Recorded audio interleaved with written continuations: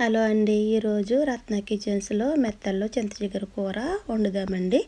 రండి చూద్దాము. ముందుగా మెత్తలు తీసుకుని మనం శుభ్రం చేసుకుని కడుక్కుని ఏ గిన్నెలో అయితే కూర వండుదాం అనుకుంటున్నామో అందులోకి ఈ మెత్తళ్ళన్నిటిని వేసుకుని తర్వాత సన్నగా తరిగిన ఒక కప్పు ఉల్లిపాయలు, 4 పచ్చిమిర్చి, 2 కరివేపాకు రెబ్బలు వేయండి. తర్వాత తగినంత ఉప్పు వేయండి. తర్వాత ఒక అర టీ స్పూన్ పసుపు వేయండి. తర్వాత కారం వేయండి. నేనైతే 4 స్పూన్లు కారం వేసాను, ఎందుకంటే పచ్చి చేపలు కదండి, నీసు వాసన వస్తుంది, కారం ఎక్కువే ఉండాలి. మీరు మీ టేస్ట్కి తగ్గట్టు మీరు వేసుకోండి. తర్వాత 3 స్పూన్ల ఆయిల్ వేయండి. ఆయిల్ వేసాక ఈ కూర అంతా కూడా బాగా కలపండి. ఉప్పు, కారం, పసుపు అంతా చేపలకు పట్టేటట్లు బాగా మనము కలపాలి. ఇదంతా కూడా ఒకసారి కలిపి పెట్టుకోవాలండి. మనం దగ్గరుండి వండవలసిన పని ఏమున్నది. కూర అన్నీ కలిపి ఒకసారి స్టవ్ మీద పెట్టుకుంటే సరిపోద్దండి.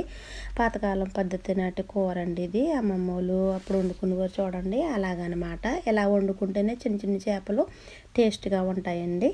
తర్వాత దానిలో తగినంత వాటర్ వేయండి. వాటర్ కూడా ఎక్కువ వేయకూడదు, కొంచెం వేయాలి. చేపల కూరకి ఎప్పుడు కూడా నీళ్ళు తక్కువ వేయాలండి, ఎక్కువ వేయకూడదు. ఎక్కువ నీటిలో ఉడికితే చేపల టేస్ట్ మారిపోతాయి.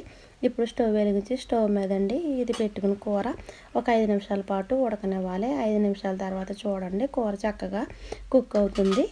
అలాగే మనము ఏమీ గట్టి పెట్టి అసలు తిప్పకూడదండి, ఊరికనే ఇలాగా తిప్పుకోవాలి. ఇప్పుడు మూత తీసి చూద్దామండి. ఇప్పుడు కొంచెము చింతపండు వేసుకుంటున్నానండి నేను, ఎందుకంటే కొంచెం సగం చింతచిగురు వేస్తాను, సగం పులుపది సగం పులుపుదిని చింతపండు వేసాను. చింతపండు వేసాక కూడా నేను అసలు గట్టి పెట్టలేదు చూడండి, నేను ఎలా చూపిస్తున్నానో అదే విధంగా చూడండి. ఇప్పుడు సాల్ట్ సరిపోయిందో లేదో ఒకసారి చెక్ చేసుకోండి.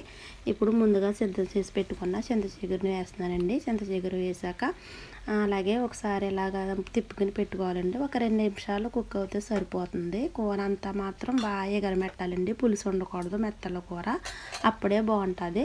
బాగా ఎగిరిపోయిన తర్వాత లాస్ట్లో కొత్తిమీర చల్లుకోండి. అంతే అండి, చల్లారాక తినండి, చాలా బాగుంటుంది.